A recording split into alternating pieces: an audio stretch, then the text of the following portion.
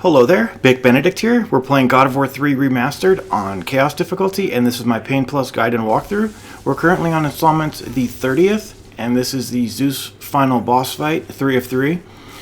So, the most challenging aspect of this boss fight for me was not accidentally parrying his lightning spam. So I had two goals on this fight. No returning accidentally those lightning spam attacks, even though it's not going to affect the fight much, but I got to stick to the what I set out to do, and also no damage. And also we're going to try to get you guys through this with just one clone. So he will sometimes spawn a clone if you parry his dash early on. So what I would recommend is just block his dash, don't try to parry it. But when the heart starts to glow like that and make that noise, you can stop him from that after this tutorial one, when he goes after it again.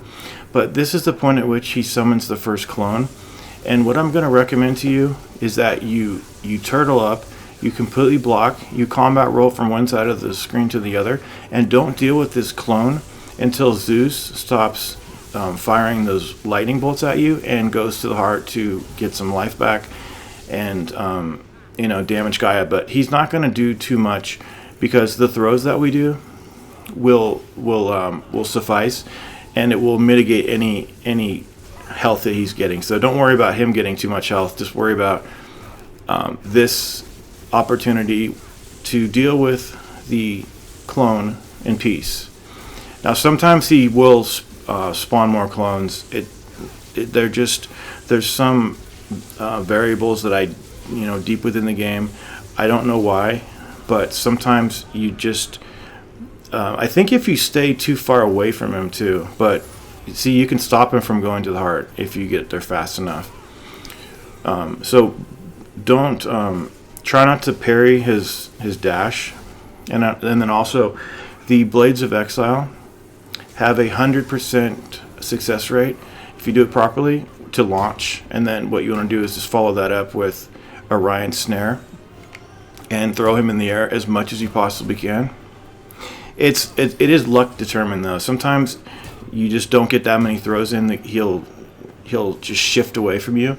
Other times they give you a lot, but sometimes they just don't even throw you a bone, and you just get unfortunate about the grabs. You could do the Ascension, sometimes it works, but the main thing I would definitely tell you is to definitely get on those T bounces. And it's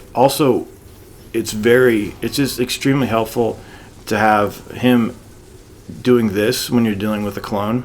Now, for multiple clones, I would just reset and try to get a better spawn with him, just having one clone, because it's a bit too much.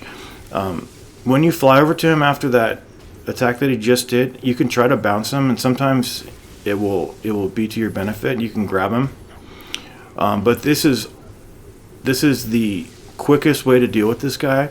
You deal a lot of damage from these throws, so you don't even need to use the blades except to do launch setups and things like that.